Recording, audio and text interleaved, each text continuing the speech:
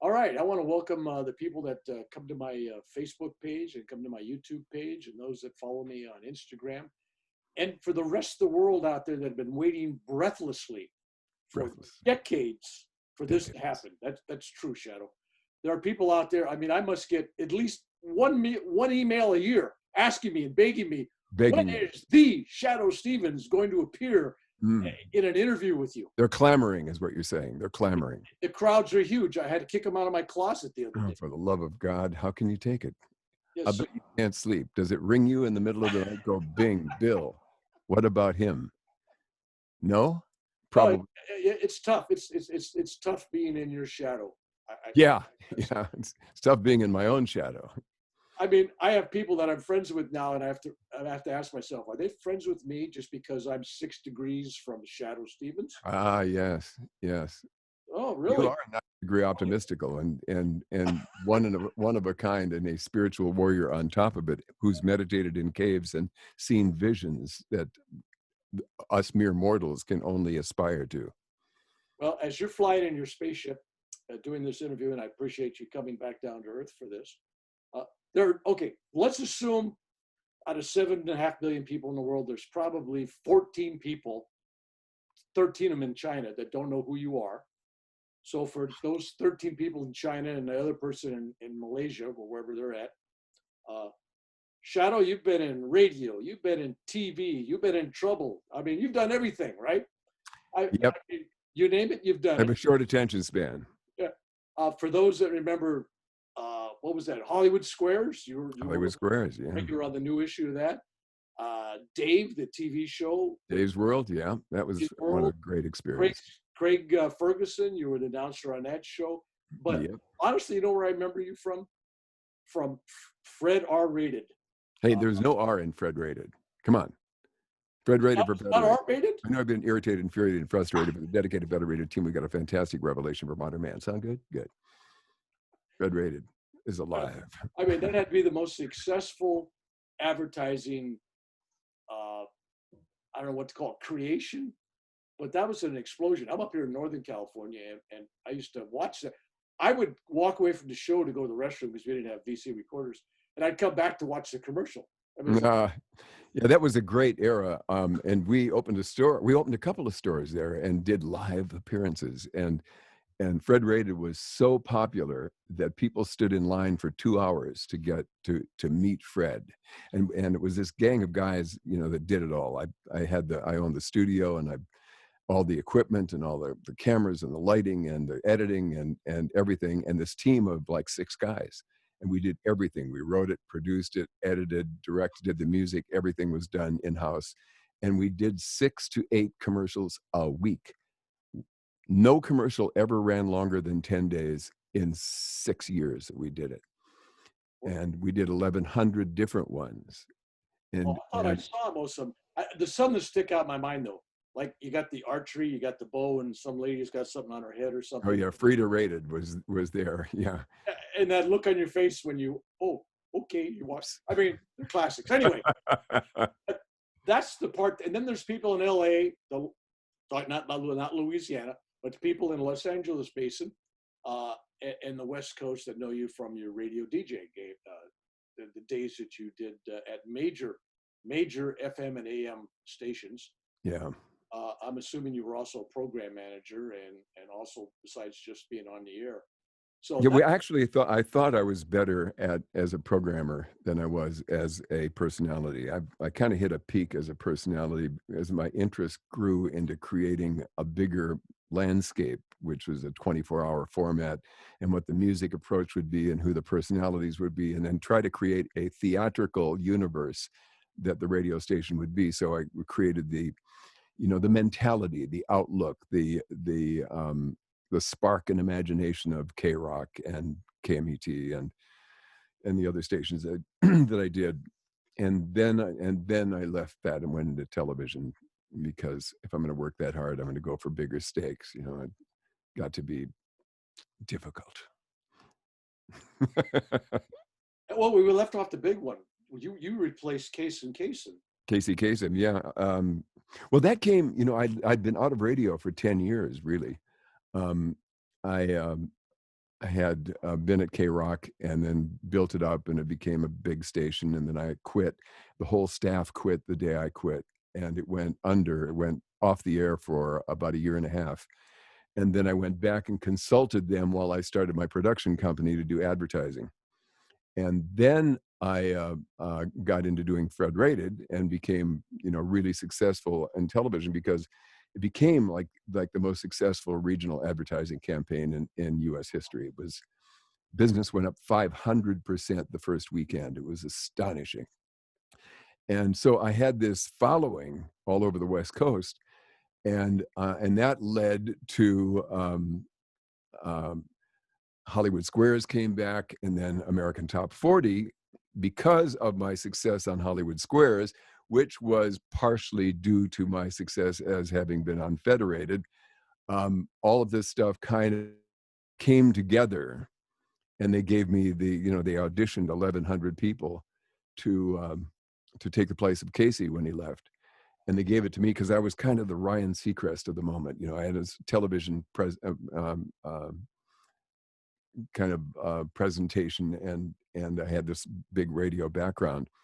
So they gave it to me, and then that became, my return to radio. And it was not like anything I've ever done, because here I'm replacing the most earnest man in history, Casey Kasem, a genuinely good human being, a really good guy, and so earnest. And everything I had ever done in my life, advertising, radio, programming, everything had always been tongue-in-cheek, humor, satire, parody. It was always about fun and imagination. So I get there, and immediately they're all paranoid that I'm going to be, too wild. And so if I wanted to say, your friend in the void, the shadow, they go, oh, the void is like, it's kind of spooky. It's like, what? No, it's not spooky. It's endless infinity. That's all. Oh, no, you can't say that. So then they would stop me from saying, and then it would have to be your best friend, Shadow.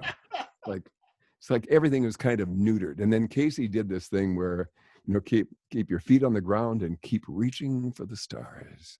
Well, I couldn't do that. So I did, I would change it up all the time. And it would be like, remember, the world is your oyster. And if you can't find your pearl, you can always have lunch. Thank you. Bye-bye. It's like always something like that. And that was like me sticking my humor somewhere into the labyrinth of earnestness that is American Top 40. And it was great fun, and it became really huge all over the world. It's 110 countries and 1 billion people a week for the next 7 years. It was pretty remarkable. Well, that's your kind of career, though. But a lot of people don't know that. Maybe they do, but I believe you were like one of the youngest DJs in the history of well, that's what they called it. Who knows? I just. But it's a good title anyway, right? Yeah, but yeah. World's youngest disc jockey was the ad in the Jamestown Sun. I had built a radio station in my house when I was 10 years old, and I souped it up with a 100-foot antenna. I actually climbed to the top of my roof. I should show you that picture. The house is still there. It's a 100-year-old house. And I inched my way up through the awnings, and then crawled up the side, and then crawled out to the edge and hammered in a loop beneath the roof with a wire between my teeth. I'm holding and I'm hammering and I'm screwing it in, and then I hung the wire, and so I had a 100-foot antenna to a evergreen tree in the backyard. And so now I could broadcast a mile in every direction. And they discovered me on a local radio station and put me on the air. They said, well, let's give you a show on Saturday morning. And so I played rock and roll on Saturday morning, and they put an ad in the paper, world's youngest disc jockey. Really happened. That's a good hook too, right? Yeah. Well, I did that for a few years, and then worked part-time and through the summers, and then through college, 5 years of college, and then it became a way of life. Some of us relate to that. My 10 years in high school. Yeah. All right. Now, see, this is a side of you that pretty much a lot of people know and expect. But I know that there's a much deeper side of you, because we've had some pretty heavy discussions over the years. We've talked about naughty readings. We've talked about gurus. We've talked about Kundalini energy. We've talked about all kinds of miracles and metaphysical stuff and everything else. And I know that's not related, but in a way, when people listen to your new, you got a new program out, which I want you to talk about, Mental Radio. Yeah. I've listened to that and I said, you know, this stuff is tongue in cheek, but there really is there's spirituality kind of looped in that. It's like a double on top, you know, it's like you're reading it and there's a deeper meaning. Yeah, I like to call it, I don't know, subversive optimism disguised as humor. It's mostly stories and comedy, but it all has a theme about how the mind works.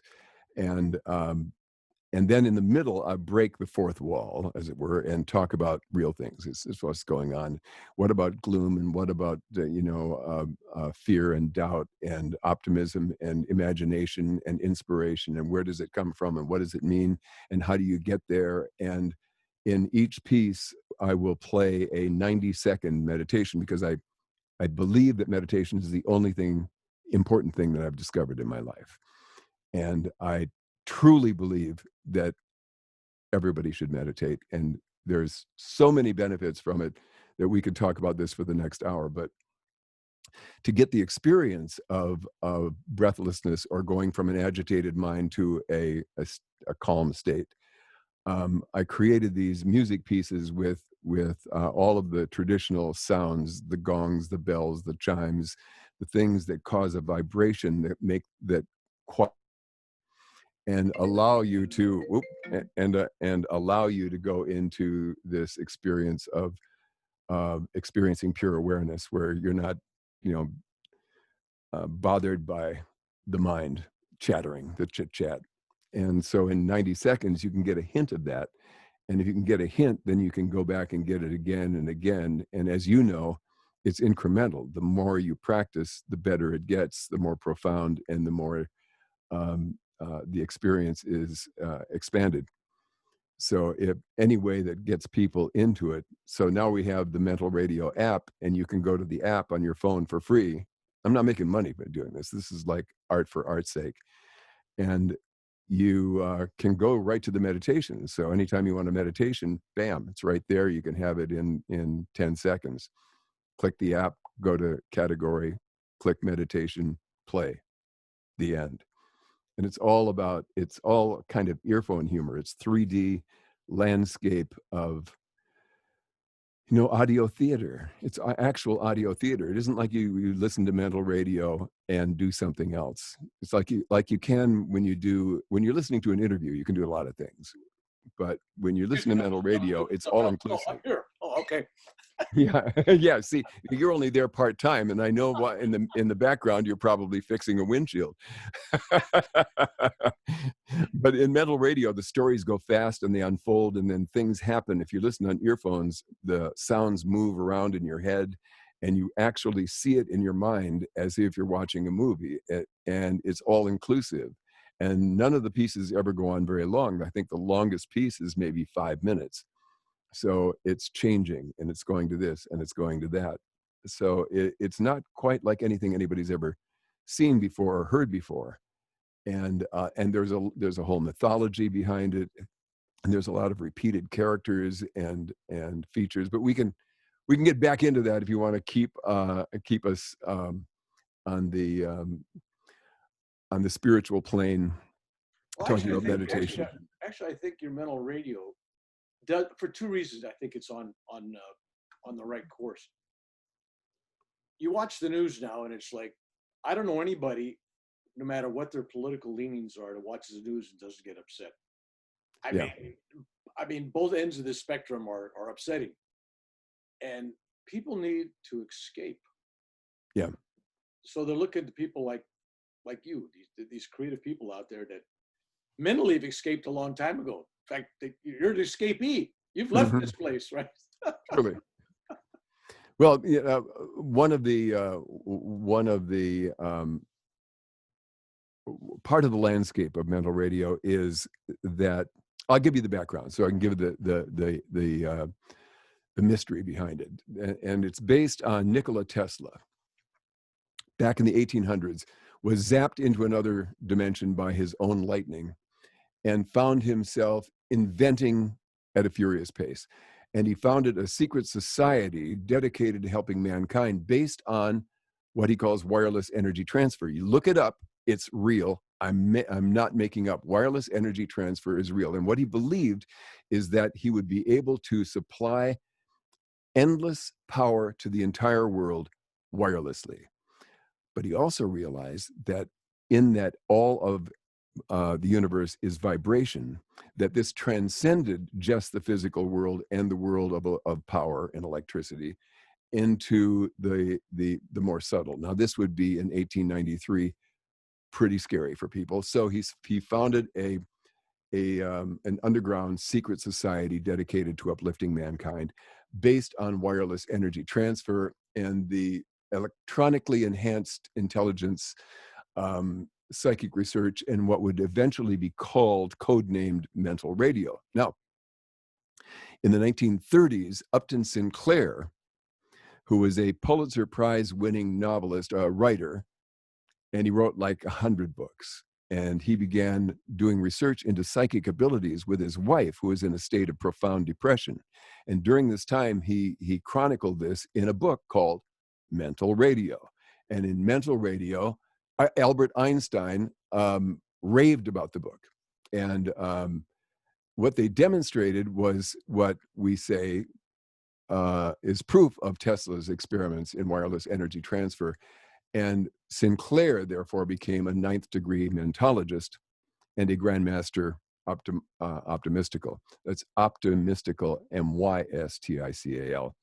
I am optimistic and mystic at the same time because of the logic and the reasonableness of it all, which is based on this, that it is a limitless universe, and the sheer limitlessness of a limitless universe provides limitless solutions to every impossible problem, and the universe defaults to beauty. The end. Things get better no matter how they look at any given moment. And we have to remember that. So every chance we get in this show and these features and these stories and these explorations is meant to plant seeds of the reasonableness for being optimistical, and how, and it's all being broadcast from a former Masonic temple in Hollywood, and it has many rooms, and it has the elders, and it has the doctrines of the mentologists, and Harmony Hall, and the Tranquility family, and hidden chambers, and infinite pools of possibility, and all of these places like the Vortex Room and the Media Room. And in each of these rooms comes different stories. And the different stories are different ways of being funny. It's Monty Python and Saturday Night Live in the Twilight Zone. Time-released mirth. You may not laugh at the moment because it's so crazy and funny in your head, but later, when you least expect it, you may find yourself smirking and not know why. And the funniest part is that may not even happen. That's funny.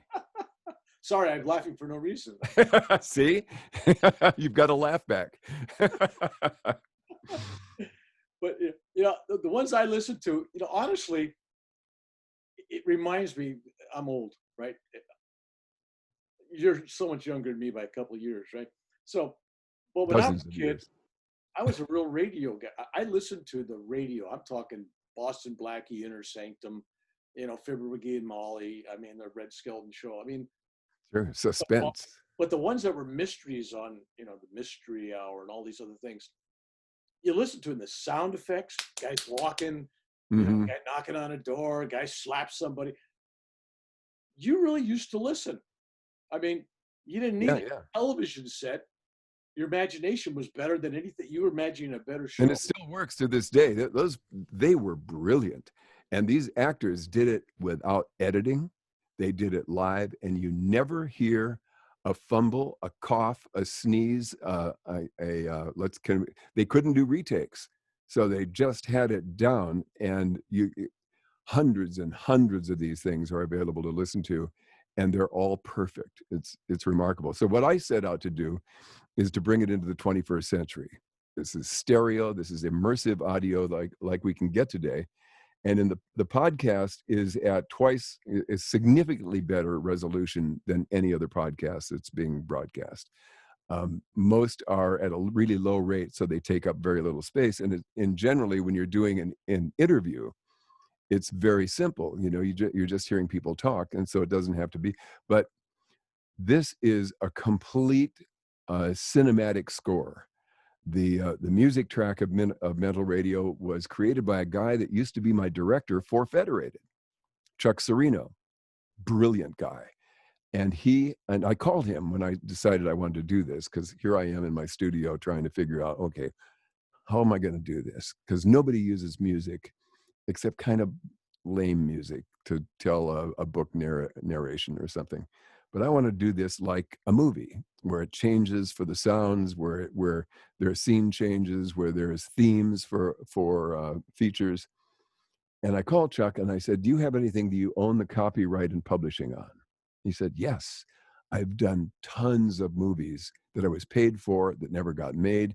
I own all the copyright, all the publishing. You can have whatever you want. So he opened up the storage unit, and it was like, oh my God, now I've got something I can really work with.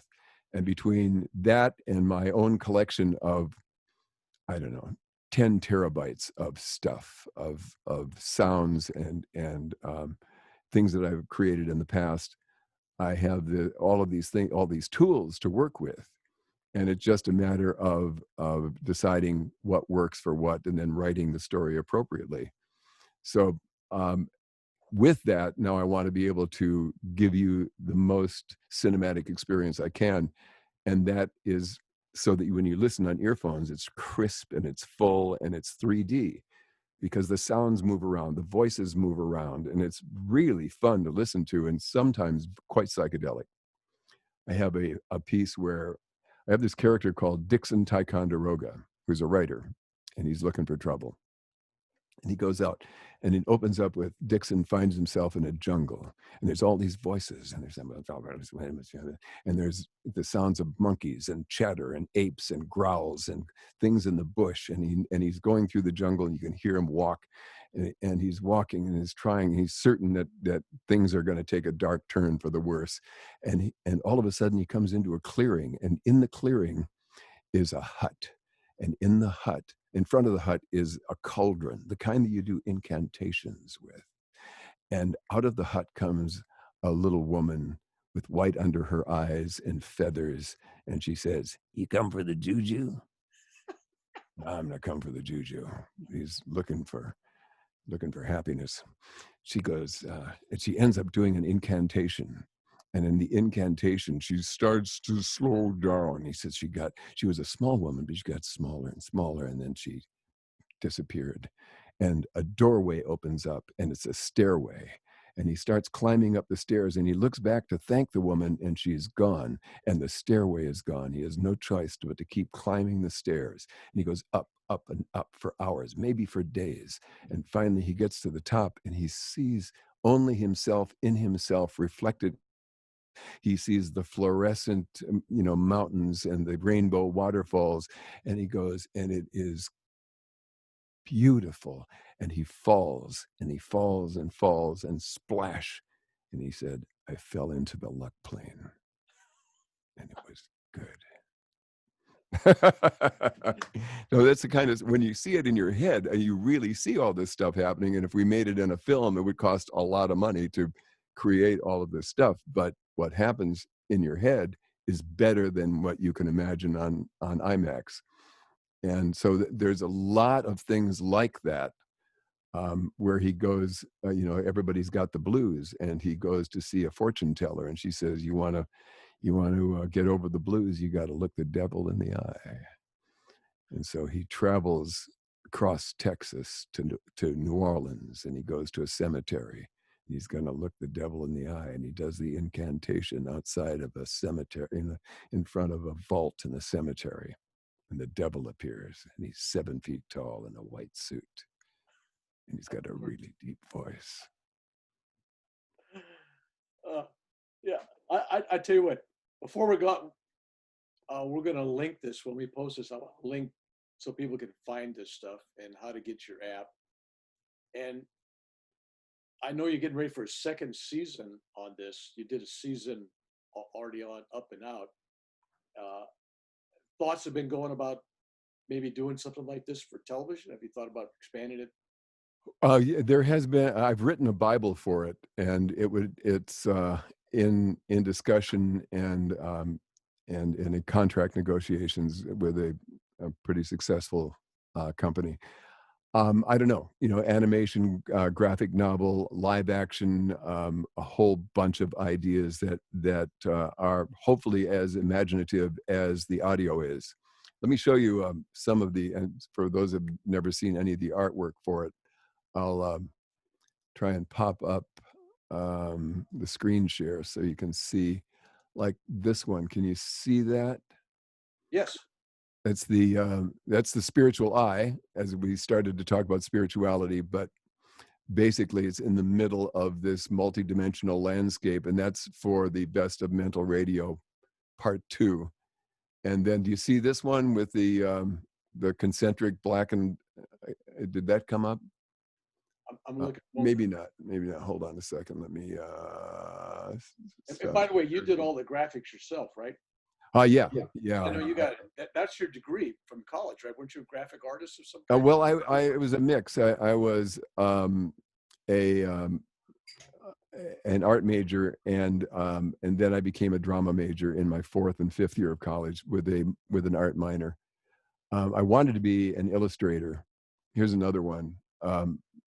Did you see that? It's like the yantra. And that's a piece of artwork that you actually have someplace. Yeah. That one is called Transcendental Wahoo, which is what I call my style of artwork, which is multimedia, acrylic and cut collage kind of montage. And I create these optical illusions and statements. All my artwork is statement based, and I write my own description. So if you want to see my art, it's at Shadoe Art, SHADOE art.com. And there's some real big pieces. The main piece on the page is called Hope, and it's 10 feet long and 5 feet tall, and it's about the beauty that faith has created in our world. And everything about it is it includes a whole bunch of masters at the bottom, all of these and that means everyone from Mandela to Einstein to Yogananda, Mother Teresa, all along the bottom. And it comes with a 56-page booklet that I wrote describing each of the more than 100 pieces that are in the piece and what they are: temples and cathedrals and monasteries, and in the Fibonacci sequence, the spinning of galaxies, and the form of waves and seashells, and statements of ascended masters, and in the center of course is the golden ring, the spiritual eye with the little star in the middle. And it in and itself becomes an optical illusion, but it's an assault of positive images, because I also did one called Doomsday, which is also 10 feet by 5 feet. And it's about the assault of negative influences on our lives, real and imagined. So all of the stuff that comes out of movies and out of television, with zombies crawling out of the bottom of the frame, to real, like Holocaust stuff, scary, explosions and tidal waves and, hurricanes and fires and, everything that we have facing us all the time. And so it's a companion piece. So you can choose to look at Doomsday and everything that comes through the media at you 24 hours a day, or you can look and realize that at this moment, uh, there are countless millions of people who are praying to the God of their choosing for strength, hope, resilience, change, transformation, and awareness. And in that alone, there is reason to be optimistical. See, that just proves my point that you do all these things that just look like wild, crazy art, whether the art is the words, your spoken art, or your real art, or your commercials, or even art. There's a deeper you that comes across when people really know you. And subliminally, there we go. Subliminally, it's coming across to even those that don't understand. And what I like about your mental radio is there's this real emphasis on hope and being uplifted. People are seeking something, even though it's funny and you're laughing and you're kind of smiling. But you know what? There's really a deeper message. I mean, there's some truths that are disguised.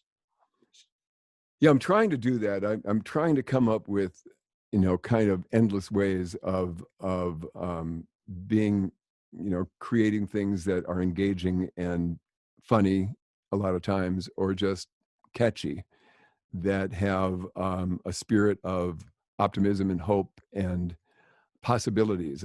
I believe that we all have to live in possibilities. If we are left to our own, if we're left to, our minds are predisposed to being afraid, and we are wired to look for what's wrong and make a list. And right now there is an endless assault of possibilities for our minds to latch onto and go, okay, it's the end of days. Okay, it's the apocalypse. Okay, it'll never get better. It's like, and it tells us the story, and we buy into it, and it's seductive, because it's got kind of this dark energy of fear and doubt and apprehension, and then you look for simple answers. So you find them in conspiracy theories.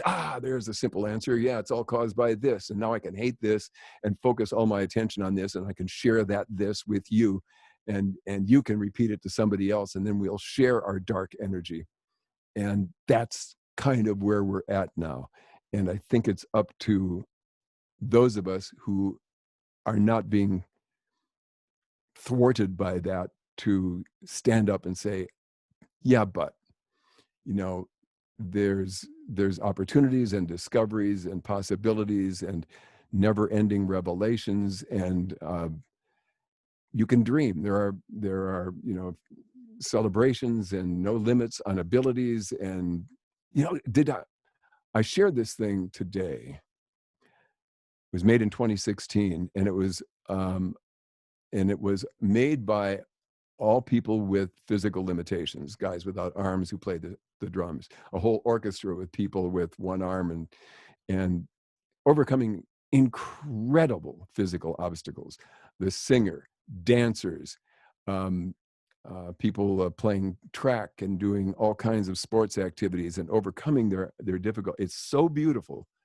And that's like another reminder that we cannot be stopped from believing that we can overcome any obstacle, that we can overcome any challenge. We can't buy into doubt and fear, because it makes us weak, it makes us small, and there's no possibility that it will ever get any better if we're just going to sit back and think that the universe is going to beat away to change us and everything around us because, well, yeah, but so I'm going to stay in bed and, I'm tired and how old am I? And we can't do that. We have to stand up, like Vivekananda says, stand up, be strong. The only religion should be taught is the religion of fearlessness. You have to take stock and stand up and make the change in yourself. That's what I believe. Well, I'll tell you what, that's preparing you well for helping to raise your grandchild. I know that's changed your life. Honestly, I found you to be more mellow, if that's possible. Yeah, let's not get carried away.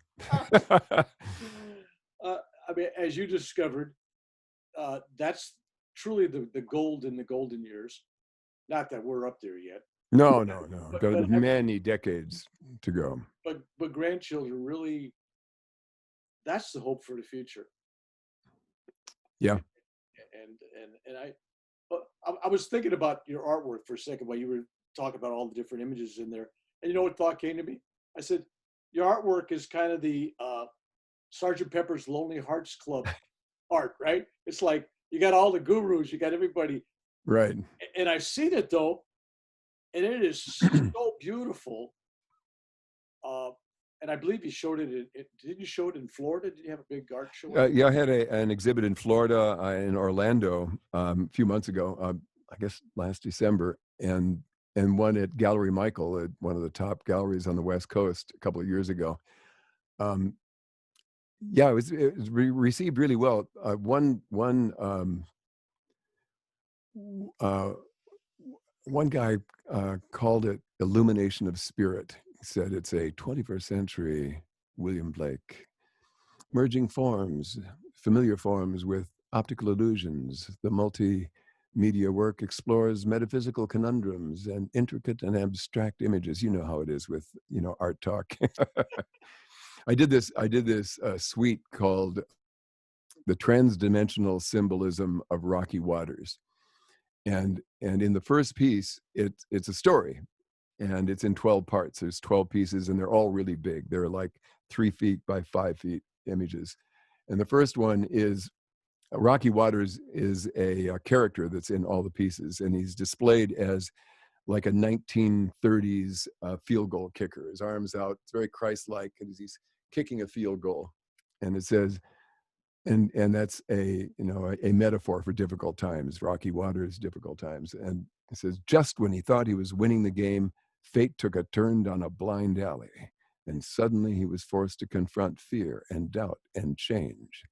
And then all of the rest of the pieces are different states of mind as he goes through it. The gravitational pull of sanity, the mellifluous bellow of chronic reality, as he goes through these pieces, and he's trying to find himself, and ultimately falls into the abyss, into despair and doubt and fear, and he gives up.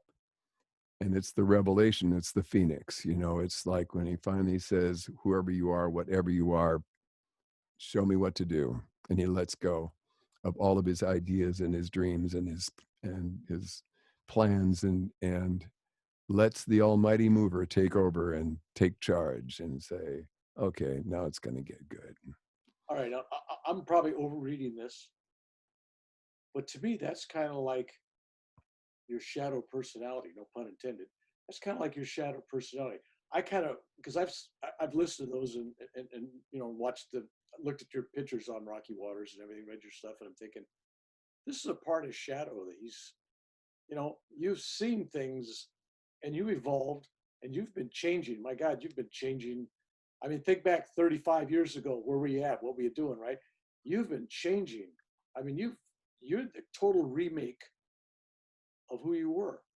Somebody in the past would not know you today. No, they wouldn't. Well, I think that there were certain things along the line that were consistent, and that is my interest in being enthused and inspired all the time.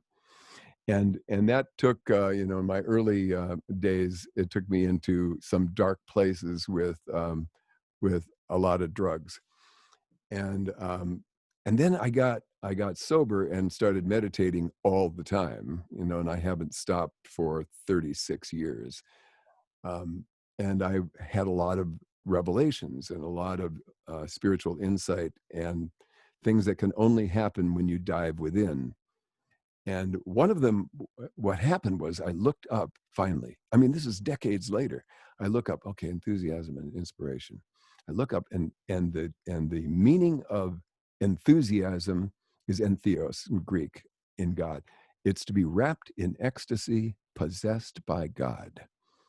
And inspiration is inhaling spirit under the influence of God. So clearly, everything I most desire and appreciate and hope for is contingent upon my relationship with my higher power, the infinite what, the abstract unknown, the original system, the operating system of the universe. Pick your words, pick your choice, grab a religion, hold on to it, look into it, find what works for you. But just believe that it isn't just us. We're part of a grand design of something deeply profound and extraordinary beyond comprehension. And we've got to hold on to that. We've got to know that there's a spark of divinity within each of us, and we have to tap into it in order to get answers and to find hope. Well, you're definitely the man that's out there. Honestly, hope. I've talked to you about this before. You are, when somebody talks to you, no matter what you've been through that day, that week, or that month. I mean, I have to imagine that in your life, sometimes things don't always go 100% your way. Yeah.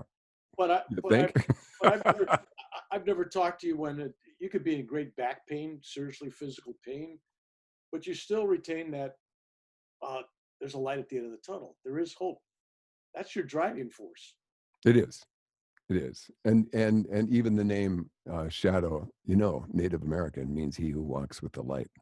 You cannot have a shadow without light. So therein, I'm bound. I walk in your shadow in your mere presence. I mean, yes. I feel fortunate to have melting in the reflected glow. I mean, my bare feet have tread upon the same earth, the same world. Ooh. Shadoe Stevens. I mean, this reminds me of we were in LA and we were sharing an experience at your house where we were talking about the meaning of snakes and cobras and stuff. And then you called me up or something and said, well, what's the meaning of a rattlesnake or whatever it was dropping out of the sky, almost hitting me? That's a great story. And I tell it to my friends and they go, you are so out there. I don't even understand your life. I never know what's going to come out of your mouth. But the story is, and this is a few years ago, and I could show you if I could find it quickly. I wish if I were more prepared. I took a picture of it. I'm standing on the deck of my house and I'm talking to my friend on the phone about a project I'm working on. And there I hear a thump. And I look down and like 8 feet in front of me is a snake. And the snake is in the form of an S. It's like my name. And it's lying there and it's huge. I mean, stretched out, this thing would be probably 3 feet long, maybe more. And its head was chewed off and part of the body. And I quickly look up. I see the thump. I see the snake. I look up. There's not a thing in the sky. There's not a bird. There's not anything that could have dropped it. There's no trees around from which it could have fallen. I have no idea where this came from. And I go down and I look at it real close up and I think, what does that? Now, it could be that it was just an owl or hawk that had chewed up a snake and then dropped it, although I didn't see one. Then I start asking people like you and the more mystical friends in my life and Native Americans and people from India. I'm saying, okay, what's the symbolism here? And every one of them shared, these deeply metaphysical ideas about the meaning of a snake and the meaning and the symbolism of all this in a mystical sense, and the Kundalini being snake-like. And I think, well, all in all, it seems like a good omen. I don't know, but it really did happen. Yeah. I remember I talked to you. You called up, and at the time I go, "Wow, what if one of my owl friends dropped it on your?" Because we were talking that I was down that weekend. I think we were in a cafe someplace having tea or something, and we were talking about. I was telling you my cobra stories Yeah. about the meaning of the snakes. It's all about that curl of energy.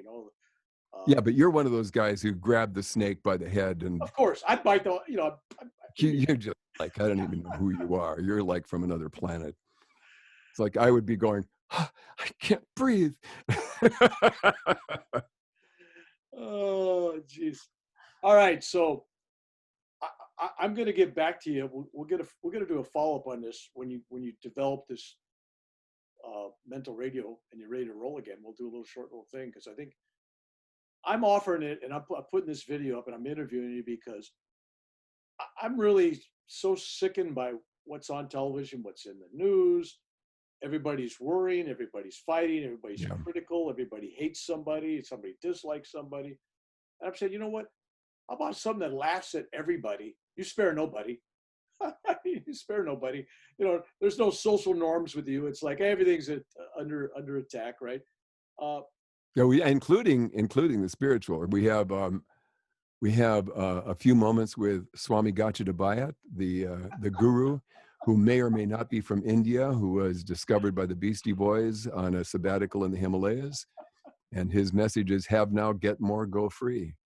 It's the perfect approach to modern living in a consumer society.